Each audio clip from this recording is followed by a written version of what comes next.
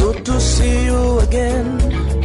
In the studio of Unity 93.3 FM this lovely Monday morning, the 11th day in the month of March, the year 2024. Ramadan Kareem to all our Muslim faithfuls, Muslim Ummah. I pray God will answer all our prayers even this month, and that your worship will be accepted.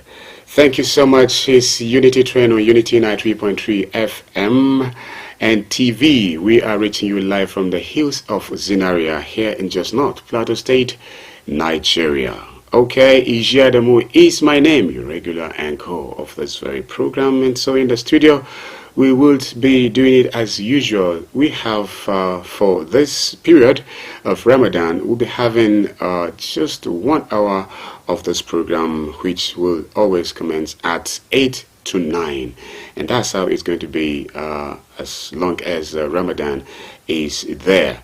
So thank you so much for always being there in the studio this morning. I have Professor Paveno H. Ba Mayi, with whom I love to have such a ride. And again, he'll be saying a very big good morning to you, so get ready for it while I begin. Good morning, sir. Good morning, Uncle B. Yes, sir. Viewers and listeners, Assalamu alaikum wa rahmatullahi wa barakatuh.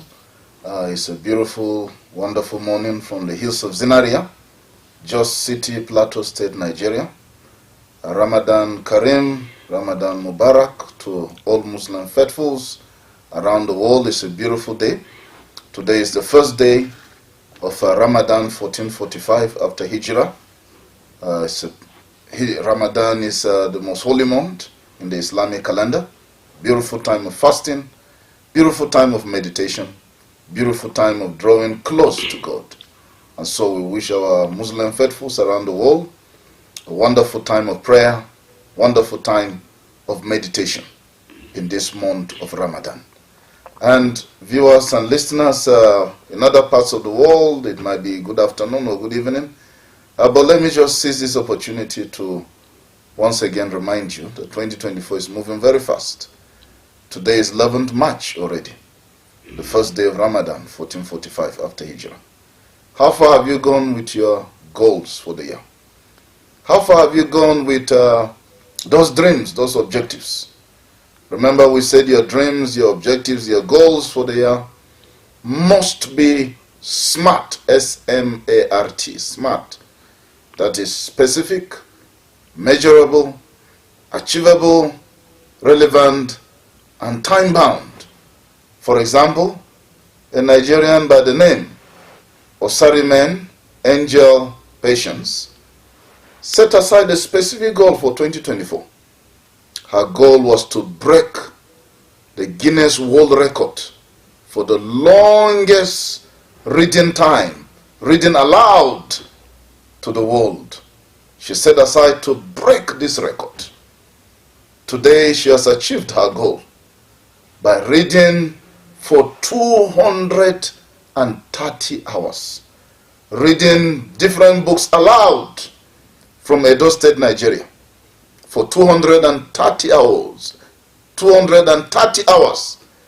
This young girl, Osarimen Angel Patience, set a new world record. Her goal was specific. Her goal was measurable. Her goal was achievable. Her goal was relevant. And it was time-bound.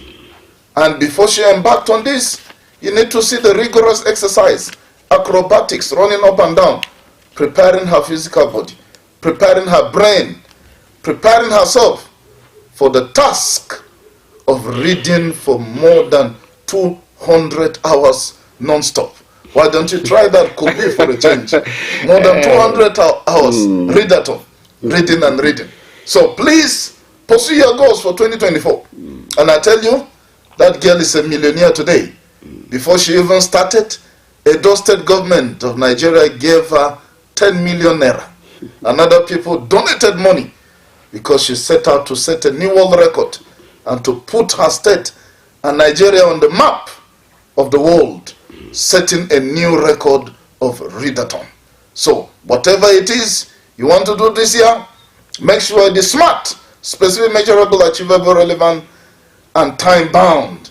And as you do that, always remember to be a great man and woman of vision, passion, and action.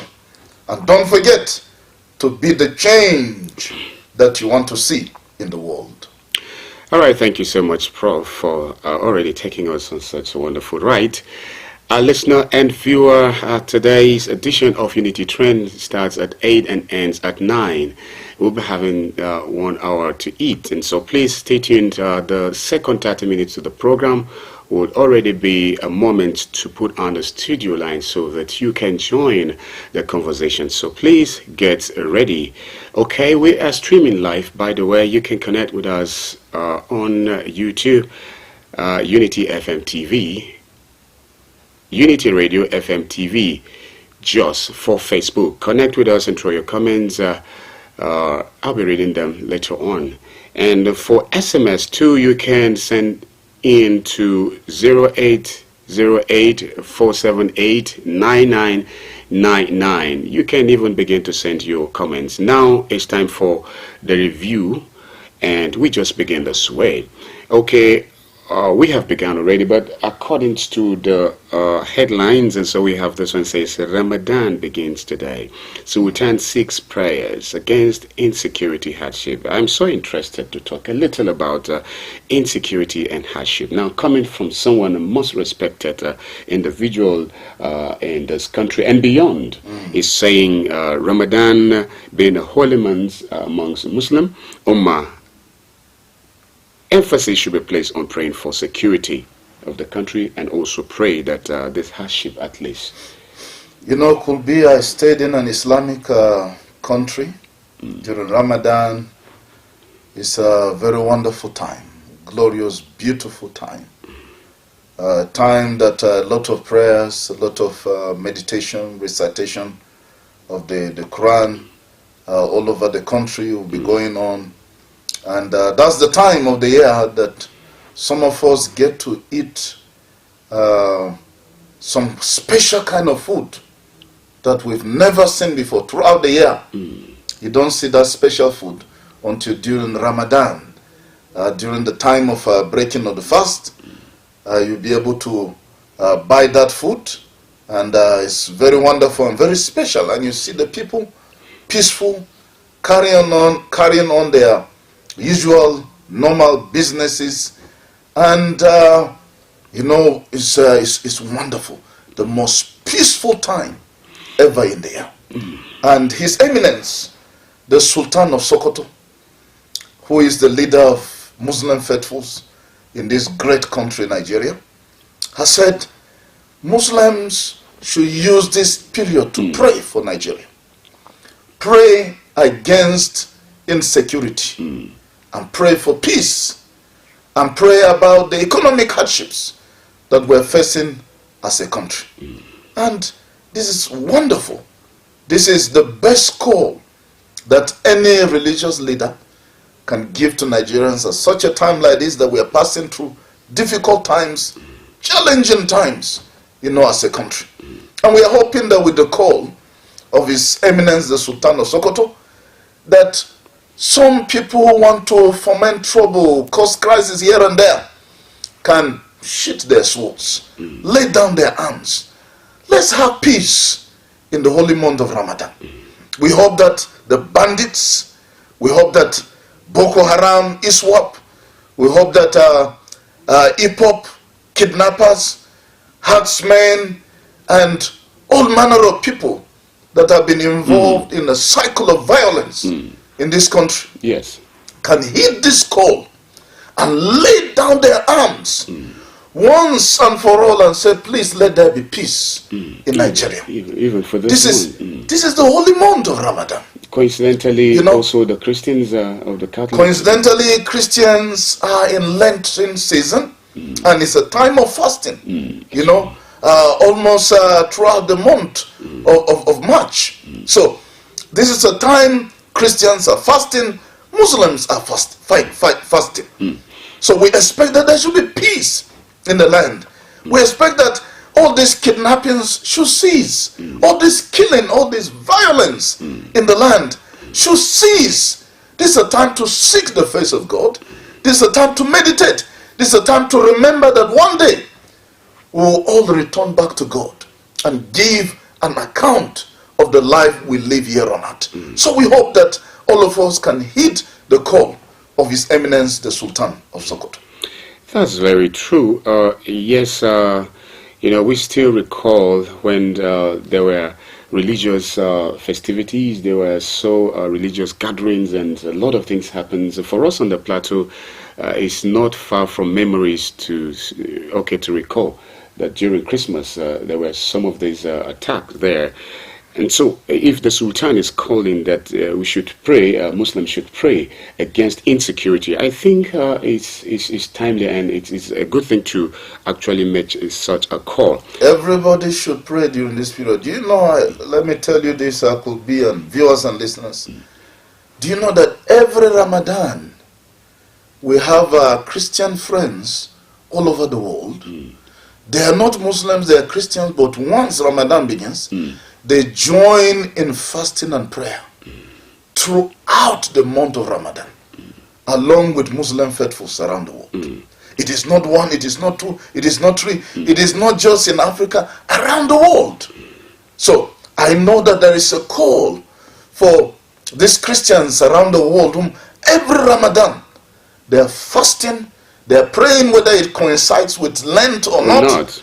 As long as Muslims are fasting and praying, these Christian faithfuls also, throughout the month of Ramadan, they are fasting, they are also praying. So it's a time that people should really pray. It is a time that people should meditate. It is a time of good works. It is a time to draw close to God. It is a time to ensure that we make progress as a nation and as humanity. All right, thank you very much, Prof. Sokoto government approves half salary for workers and pensioners, and this also has to do with Ramadan. We must commend the governor of Sokoto State.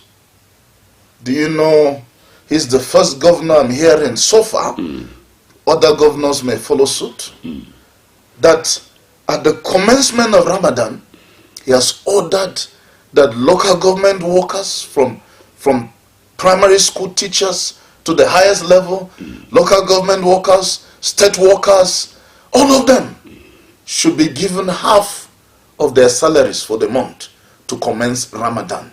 So this staff from all over Sokoto State will be receiving half of their salaries. Not waiting till the end of the month. At the end of the month, they will still be paid their salaries. But the equivalent of half of the salary at the end of the month has already been given to them so that they can commence the Ramadan fasting conveniently, comfortably, so that they can be encouraged. During these difficult times, these times of stress, these hard times, these times that the economy is in shambles, these very perilous times.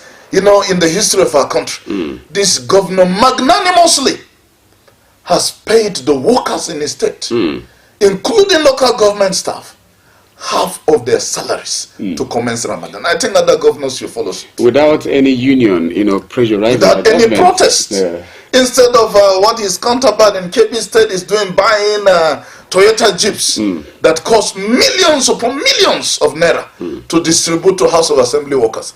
The governor of Sokoto State is giving money to the masses, giving money to the people in addition to other incentives that he's going to give during this Ramadan. He has said, all of you who are on the payroll of the state government and local governments in Sokoto State, take half of your salaries as Ramadan commences. It is a fantastic gesture. We hope that other governors can also learn from him. All right, that is lovely. Now, let's just quickly look at this other issues that says herdsmen kills over 15 Nigerians, police officers. And another one also, this one also has to do with, say, schools in 14 states. FCT risk attacks, says federal governments. These are some of the issues that we have. And maybe very quickly we see what we will get to say around there. Last week, a special detachment of police were sent to Delta State for a special operation. And about 19 special squad police because of the insecurity, the herdsmen attacks in Delta State, so-called herdsmen. And when they got there, suddenly, there was no more any news about them. Only for the hunters, the vigilante, and volunteers to start looking for this police. First, they came across 6 decomposing corpses of these police officers. And then later they discovered that they were not only 6, many of them. And many of them have not even been found. They're still missing up to now. This special police squad were asked to go to Delta State, specifically around Ughelli in Delta State, for this special operation. Without proper orientation, without proper guidance, they were sent to a place that the locals even consider an evil forest. And as far as some of the locals were concerned could be, they said the police authorities just sent these police officers on a suicide mission. And they went there and lost their lives. And up to now, they have not been able to recover all the corpses of these policemen. Now, some accounts have it that those so-called herdsmen were hiding in the forest, and when the policemen came, they opened fire on them and killed all of them. Now, what is disturbing me could be, viewers and listeners, that the police authorities have kept mute. They have chosen not to talk about this matter for days now. They have chosen not to give us details of what exactly happened. And unfortunately, this is very typical of our police force. When things are happening like this, they just keep quiet and allow speculations, especially when they know that they are at fault. They will just keep quiet. They don't want it to be known that several police officers have lost their lives. It's the same thing we see, even it happens in the military and security forces, generally. Probably because they don't want criminals to know that their population is being depleted, that they have killed some of their men. But this is not good. The public deserves information. Tell us, what is it that happened? How many policemen exactly died? What was their mission? What did you send them for? Did you properly orient them, did you give them the needed training? Did you tell them that they were going to an evil forest? Did you give them all the equipment they needed to succeed in that mission? It was the same thing that happened, could be 3 years ago or so, when a special police squad from Abuja were dispatched to Taraba State to go and arrest one Wadume with his gang of kidnappers. And as they were going there, the other police formations in Taraba had no information. The military had no information because it's a covert operation. It's a secret operation. So they did not inform anybody that they were on a mission. And when they got there trying to get this criminal, suddenly the military were informed that some criminals have entered the state and that the kidnappers, the police special squad on covert operation were referred to as kidnappers, as criminals, and the military opened fire on them and killed all of them. Up to today, that case has not been concluded. Maybe it has been swept under the carpet or not, but that case has not been concluded. We don't even know where the whereabouts of Adume and his gang, who were supposed to be arrested, and this police on covert operation lost their lives. It is the same thing now in Delta State. This special police squad were sent to Delta on a special operation, and they went there, and we are not hearing anything. The police is quiet about it. Come out, look at what happens in Canada, in Australia, in US, in the UK, and other countries, where the police will be giving daily updates about their operations, about what has happened. If something like this had happened in the US, every day you'll be receiving a briefing from the police authorities. But here, they are all families of the deceased will be treated as kings and queens. Absolutely. Because they deserve it. Because they died on national service. They died in active service. These are heroes. Their families should not be allowed to suffer. Unfortunately, in Nigeria, I can tell you that some policemen have lost their lives for years, their families have not received anything. Their families are still suffering up to today. Go to the police barracks. You meet some families still staying in the barracks, still hoping and praying and waiting that maybe one day they will receive some of the benefits, of their fathers who died in active service to Nigeria. This is rather unfair, unfortunate that the federal government and the police authorities treat their own with such disdain, treat their own in such a disrespectful manner. It is rather unfortunate. Okay, herdsmen attacks.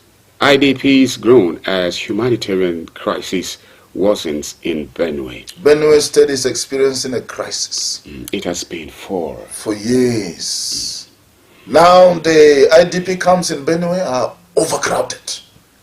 They have about 3, 4, 5 and more times the number of people that they were supposed to cater for.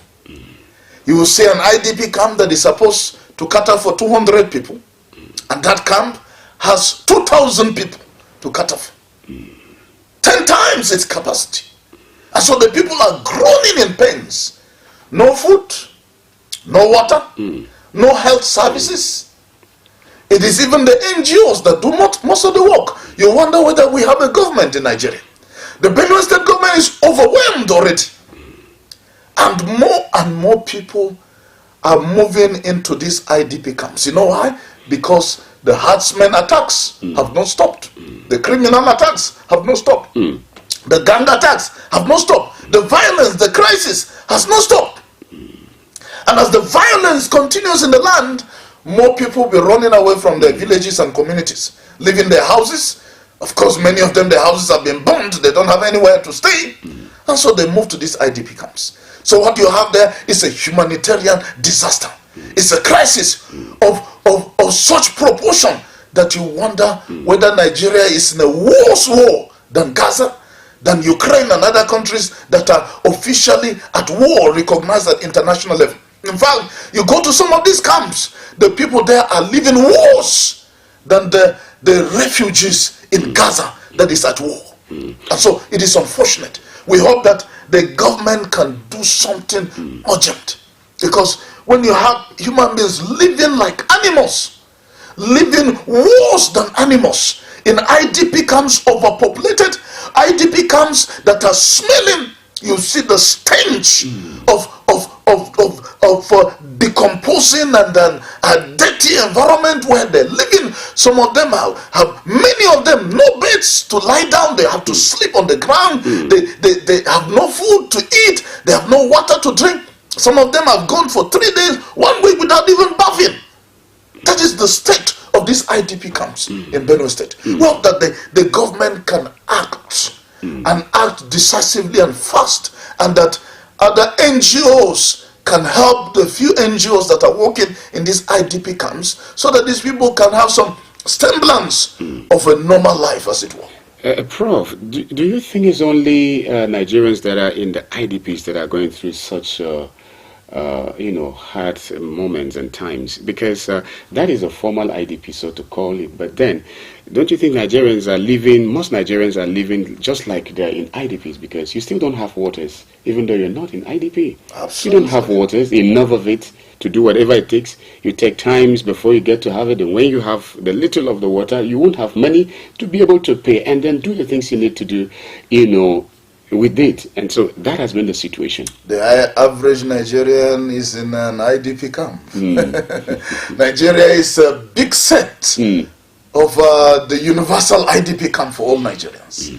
And these official IDP camps are subsets. Because the average Nigerian is suffering in crisis. You have no food, no water, no roads, no power supply.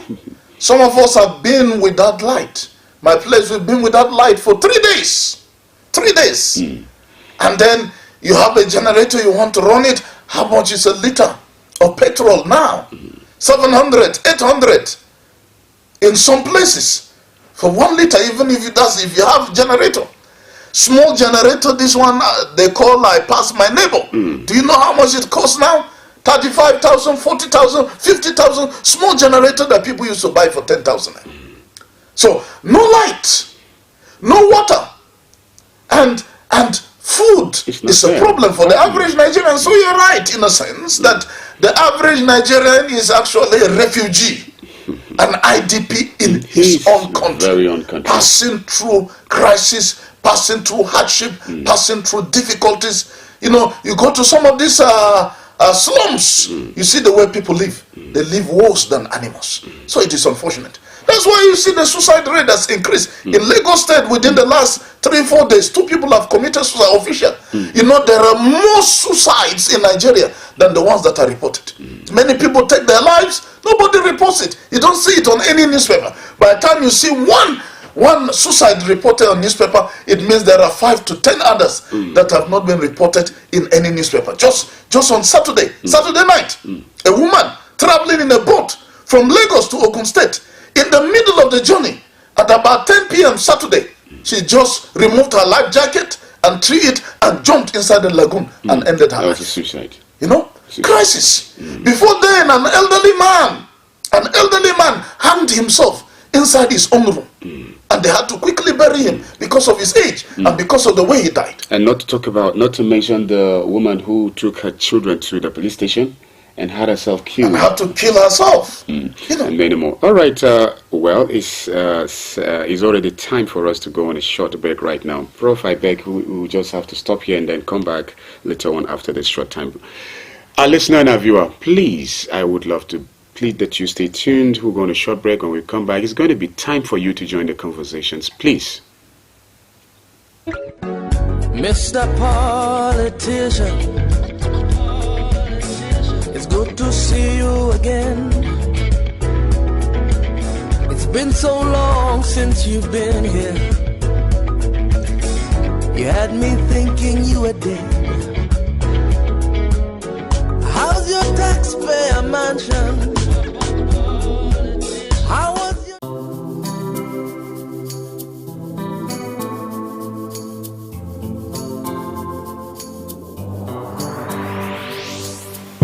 Please pay attention. It starts from the foundation. Everybody needs somebody. You turn a blind eye and care nothing less.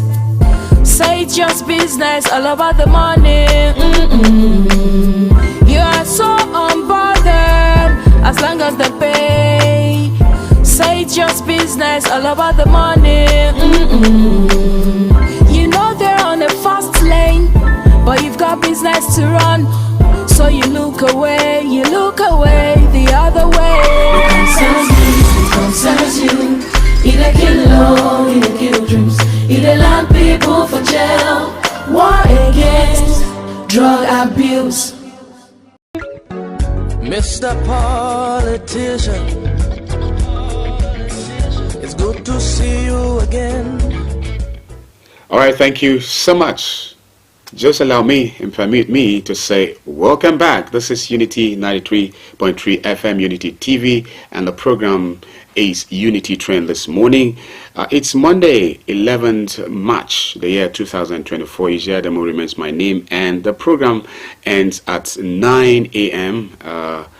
Today, and so please, it's time for you to actually join us, and the studio line remains the same. Your comments on Facebook will be read this very moment, and also the SMS or text messages sent via the number 0808478999 will also be read now. But before you do, I would let Prof to comment on one or two more dailies, as it has to do with the collapse of story buildings and also one other story.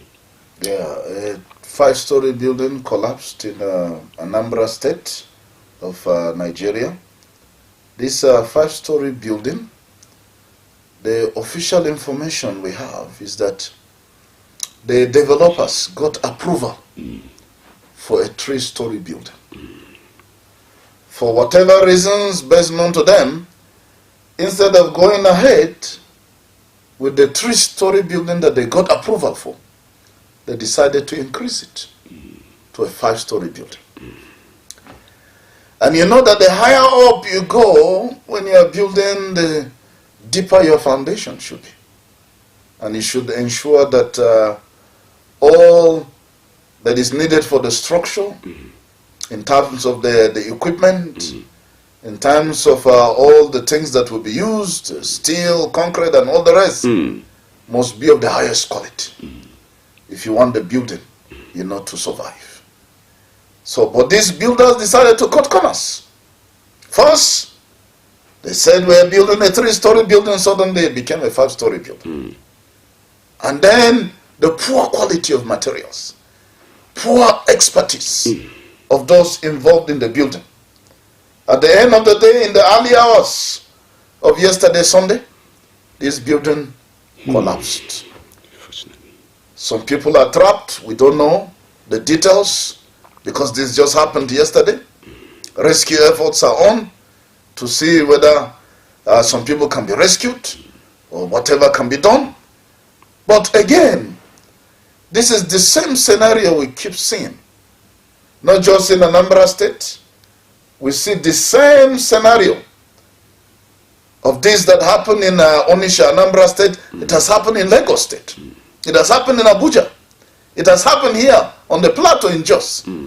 It has happened all over the country, in Ibadan, everywhere. People will get approval for a 3-story building, they will make it 10-story. They will get approval to build a 6-story building, they will make it 15. And they will be cutting corners. They will go and use roads of inferior quality, not even the size that they're supposed to use. When they're supposed to use 10 bags of cement, they will use 2 bags of cement in order to, maximize profit so that they don't spend more, forgetting that they're dealing with human lives. So, unfortunately, this building has collapsed. And as details will later emerge, we'll get to know the extent of the damage. The other story we have in the dailies has to do with the health sector. Professor Ali Pate was briefing pressmen and indeed the country about the current efforts to revamp the health sector and ensure that our health facilities are what they're supposed to be. But then he started giving us the statistics that we already know, very sad. We have about 55,000 registered doctors in Nigeria, but 16,000 of them have left the country, the Japa syndrome. In the last 4 or 5 years, at least 16,000 have left of doctors. Not counting other health sector workers, such as nurses, medical laboratory technologies, pharmacies, and the rest of them, whom in their droves and thousands have also japa out of the country. Now, this has put the health sector under danger, and it is stressing the health sector. Because you go to some hospitals, you will see 2 beds, and then 20 people on admission. You see 20 women, and they have to use only 2 beds. How will 20 women in a pediatric ward use 2 beds? That's what you see in our hospitals. You go to hospitals, there is no power. And so what is going to happen? You want to do a surgical intervention, there is no power to power the theater. You go to our hospitals and clinics and primary health care centers, no drugs. The drugs are not available. You have to go and buy it. And when you go to buy it, it's either very exorbitant or they're not even, maybe they're in the pharmacy. Or maybe they're not the right quality. So we have this crisis. It is absolute crisis and chaos in the health sector in Nigeria. We hope that the government can do the needful. Because you can't tell people not to japa out of the country after they have been trained. You can't say the doctors should not leave the country. You train them, but you are not providing an environment that is conducive for them to practice. So they will have to leave. And I tell you, every day we have people leaving this country. Go to Nnamdi Azikiwe International Airport in Abuja, go to Murtala Mohammed International Airport in Lagos, go there today and see how many hundreds and thousands of Nigerians are leaving to Canada, leaving to US, leaving to UK, leaving to Germany, to various parts of the world. And these are professionals of the highest quality, but they're leaving the country. Why? Because Nigeria has refused to provide a conducive environment for them to practice their professions. So this is rather very unfortunate. We hope that the government can wake up and do something about the hardships in the country that is sending many Nigerians out of the country. Yes. Do something about insecurity that is making many Nigerians to leave the country. Insecurity is a big problem. Could be in the last only 3-4 days. Do you know how many people have been kidnapped? About 300 IDPs, women in Borno State, in Gambarugala, were kidnapped by Boko Haram and associated terrorists. About 300 of them, 200 to 300 women were kidnapped from IDP camps in Borno State. After that, about almost 300, 287 in Kaduna State, pupils and students in that Kuriga, that school in that Kuriga community in Chukun local government area of Kaduna State were kidnapped. Up to today, they have not been rescued, and we've started Ramadan. In addition to that, Sokoto State, as if that was not enough, in an Islamia school, scores of students were kidnapped. At least 15 have been known to have been kidnapped. We don't know the exact number. All within 4 days. Within 4 days, within a week, we've had this happen in the country. I mean, the government will need to really wake up. That's why people are leaving the country. You tell them to stay, they will say there is too much insecurity. Our children will be kidnapped. We might be the next people to be kidnapped. There is insecurity in the country, and the country is no more conducive. Look at the economy. It is not conducive for anybody to live in the country. And so people are living. It's a mass exodus. Most of the Nigerians that are still staying in this country, it is because they don't have an opportunity to live. Once they get the opportunity to live, even if it's to Niger Republic, you will see many of them, they will just leave the country. Okay. So the government needs to do something very urgent. The government needs to wake up. Otherwise, they will discover that they don't have a country called Nigeria. All right, thank you so much, Prof. Listener, viewer, it's time for you to join the conversation right now on Facebook. You can just throw your comments on Unity Radio FM/TV. Just I get to read them. And for text messages, 0808478999. Remember, the show ends at 9 a.m. And so please, we just begin. And stay away from comments that are defamatory or derogatory. And then you go straight in a minute. Let's have all that you have. In case you have any Ramadan wishes and prayers, please, let's do it together. Hello, good morning. Hello, good morning. Good morning, sir. Thank you. Your name? My name is Voice of the Voiceless from Voice of the Voiceless from Bukubaro. You have a minute, please. Go on. Yes. Thank you, Prof, for all the analysis. You're welcome. And this is your insecurity in this country. I don't know where you are going.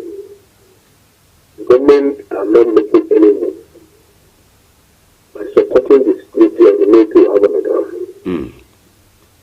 If somebody paid a phone of 20,000, 30,000, we need to end up packing that for a phone. And these people, they are on the air. They are using phone, communicating. And they cannot do anything to practice with us. All right. It's very unfortunate. Thank you. Voice of the Voiceless. All right, is a drop call already. And for Facebook, this one says it's from Awal My Glass. Say good morning. Unity train. Ramadan Kareem to all Muslim brothers. Thank you, Awal My Glass. Hello, good morning. Hello. Hello? Good morning. Okay, morning. I'm Ifai calling from Jenta. Okay, Ifai, thank you for calling. Well, I had the sad news that happened in Anambra State. Yes, you have a minute. But I'm surprised because I'm aware that Governor Ludo said that to give an order that any shop that will, ordinary shop that will be built in Anambra State, that his signature was there.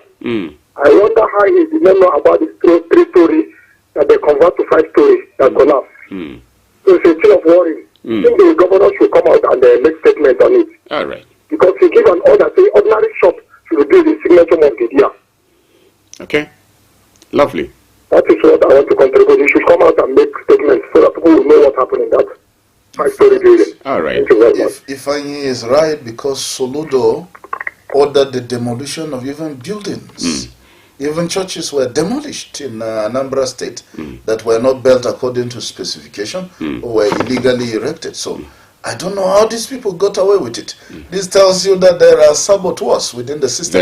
There are people who compromise the standard. The governor might have good intentions, but the people working under him might be sabotaging his efforts. That's true. Hello, good morning. Well, good morning. Thank you. Thank you very much. This is the voice of Plateau. Thank you so much. The voice of Plateau State emanating from Angwarukuba, spreading out all over the nation. So you have a minute. What question would be? I want to appreciate Professor Louis' whole analysis. The credit to that I said this to the issue of insecurity in the country. You know, we lack, there are things that we lack, and if the country is not going to do that, we will continue this particular problem. We have over almost 300 million Nigerians, and how many security do we have? What is the number of security in Nigeria? We have up to 50 million security in Nigeria. And you can see the project here, how they are projecting for security. Where are they spending that project? At least the country would.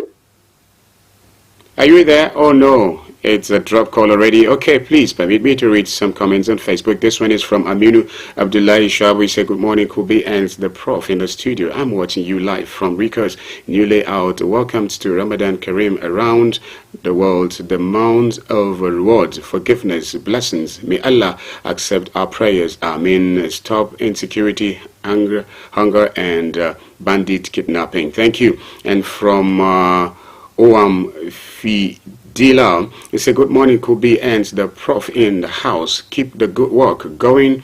I want to use this opportunity to call the attention of Muslims Ummah to use this month of Ramadan to show humanity and generosity to the masses. I pray that in this blessed month, God will make it easy for us continue to bless you, and God guide Nigeria and Unity FM Radio and TV. Thank you. Favor Esther Bulus, good morning, Kubi and the Professor. Happy Ramadan to our Muslims faithful. May God accept our fasting and prayers. We pray for a better Nigeria over dreams. And from Idris S. Kanam, he said, good morning, Kubi and the Prof in the house.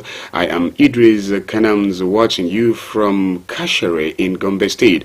All these happenings goes to tell that Nigerians are in serious and catastrophic conditions and need urgent attentions to put things in the right perspective. Thank you, Idris. And from Anas Bala Kashere also saying, from Gombe State, we are calling the attentions of governments to do something tangible that can mitigate the impacts of the hardship condition that we are in this month of Ramadan. Thank you, Anas Bala Kashere. All right, a few more calls and it will be... Hello, good morning, gentlemen in the studio. Thank you so much. Your name? So it's my pleasure to hear you. My name is Abdulrahman. I'm calling from Kadade. The man from Kadade, you have a minute. Go on. Thank you very much.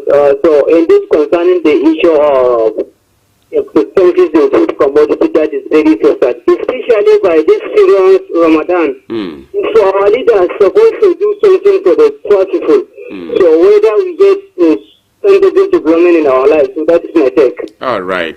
Thank you so much for calling. Okay, now I'll read some few from the text messages. Good morning, Professor B and Kubi. May God bless you for always motivating us. Whenever I hear Prof talking about the goals to achieve, even if I am resting, I have to wake up. Thank you for always motivating us. From Aliu Maza. Thank you, Aliu Maza. And another one says, morning, gentlemen. The Ramadan is the month in which the Quran was revealed. Ramadan is the month in which the reward of every good deed is doubled. Ramadan is the month in which the gates of paradise are opened and that of the hell are closed, in short, because of the plethora of blessings that are embedded in Ramadan. The Prophet says, woe unto the Muslims who witnessed Ramadan, yet he has not been forgiven. I therefore urge my Muslim brothers and sisters to tie their belt. Ibro Eto Ricos. Thank you. And another one says, good morning. We have to value each other, religions, ethnic. We have to embrace peace and stop hate speech among us. By God's grace, we will live together in peace. Umar Ali from Gangare. Thank you, Umar Ali. And from Theophilus, the Plateau Project facilitate with the leaders of the time is now on his 28th birthday, praying, 58th birthday, praying for God's wisdoms. Ramadan Kareem, thanks for educating us. Theophilus from Genta Adamu. That's the much, I think. Oh, mine. Okay, good morning, Kobe, and our amiable, consistent, and passionate analyst, Professor Bamayi. Ramadan Kareem to our Muslim brothers and sisters as they start their Ramadan. It's wonderful that both Christians and Muslims are fasting and praying in this month. I pray that God will have mercy on us, hear our prayers for our country, and heal our land. Peace is priceless. Live in peace. God bless Unity FM and Nigeria. Christy Izang from Rukuba Road. Another one say, Bulus Esther Uhoman in Faringada. Good morning, Kobe, and the professor in the studio. Happy Ramadan Kareem to our Muslim faithfuls. May God accept our fasting and prayers for a better Nigeria of our dream. Thank you so much. And from Asan Garba say, Prof and Kobe, remain blessed. May my thought of it may dream to see it, many prepared for it, but not all alive to see it. Glory be to God for us being alive to witness Ramadan, the month which begins is mercy, middle is forgiveness, and end is freedom from hellfire. May we witness it to the end, and may, many more. Hassan Garba. Oh, thank you, Hassan Garba. The last I'll be reading this morning is, morning, Mr. Kobe and Prof. Thank you for educating us for free. Almighty God will make these holy months of Ramadan, learned by Christians and Muslims, the faithful, bring back the lost glory of Nigeria, and the issue of insecurity will become a thing of the past. And also, let's continue our prayer to stay safe. God bless Nigeria. I deal with me from Bachi Rero. That's the much that we can take here. All right, maybe one or more calls. Hello, good morning. Good morning. Good morning. Professor in the house. Thank you. Good morning. Now, the Jews coming from Terminus. All right. My brother, which country every day now a lot of news. I wonder these children they kidnap, where are they now, my brother? When they are in their parents' house, no food, case is hard. Now they are under the consideration of what it is, hard badges. How will they going to do? You understand? Yes. But to me, I ask a question. Does it mean that one person pass Nigeria or one person will pass government? Because let them go and ask me where these children is. Because we all know in this country where someone will come out and snap a picture with the bandits, go and give them ransom, go and be negotiated with them. Let us tell ourselves the truth. We should ask me where these children is. How can you come and adopt children that are hungry, children that went to school to learn? My brother, honestly, this country, if I made the story of this our country, I shed tears. All right. And once more, I remember this Ramadan when I was in Dubai. It's the time I used to enjoy.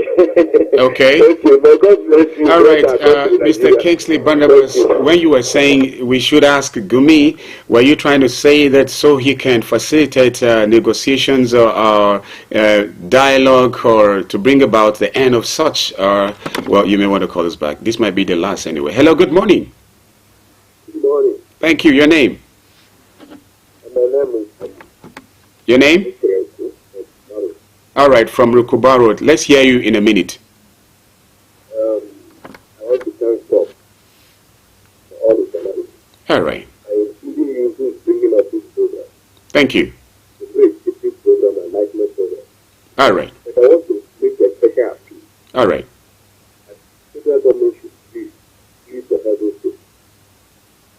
and invest in security of the country. Okay, your voice is faint. I hardly can hear you. Can you speak up?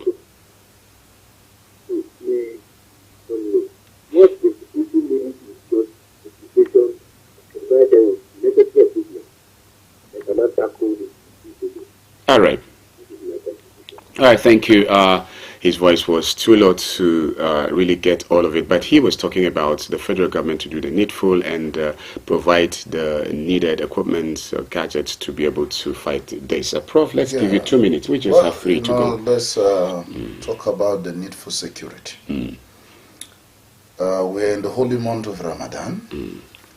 After Ramadan, the rainy season is going to come. People will need to go back to their farms. Without security, people will not be able to farm. People will not be able to harvest. And that's why the government must do something about security. Our security forces will need to be more proactive. We've been saying this again and again.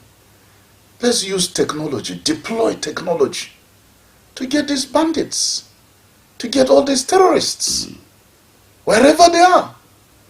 We know their locations. The technology is working on us. If you should say something even on air right now, before we say bye-bye, someone will be out there waiting for us. And you know? So, the terrorist location is even known. They know where the herdsmen are. They know where the bandits are. They know where Boko Haram and the rest of them hip-hop are staying. But why? Is it that the government, the security forces are not doing anything about eliminating these terrorists? We always wait for them to attack. Now about 300 children in Kuriga. People's children. 300 children. Another 15 in Sokoto State. Another almost 300. Mostly girls, women in Borno State in IDP camps. That's double tragedy. Because they are already IDPs and they were kidnapped again. And yet the security forces are not forthcoming. Why do we have to wait for them to keep attacking instead of us going out on the offensive? I've said it again and again. When these criminals attack our security forces, should follow them to the ends of the earth. Don't stop until you've eliminated them completely. Don't go and then when they have run away, you come back again and tell us that you repelled the attack. What has that achieved? Because that's what the security forces have been doing over the years. They just escort the criminals out of the communities and then come back that they've repelled them. Why don't you follow them to the rocks? Follow them to the forests. Follow them to the dens. Follow them to the hideouts. And don't return back until you've neutralized these terrorists. Because if we don't do this, there is no way we're going to have peace. If we keep treating these terrorists with kid gloves, if we keep treating them as if they're special human beings, and we're so relaxed about it, we're not going to, cope with this insecurity. We're not going to ensure that we have security in this country. Thank you so much, Prof, for taking us on this wonderful ride. Listener and viewer, we've come to the end of it. Thank you so much, Engineer Narogo, Shamsuddin, our GSM, for being there. Tomorrow, we'll be here again for another one. Bye-bye. Mr. Politician, it's good to see you again. It's been so long since you've been here. You had me thinking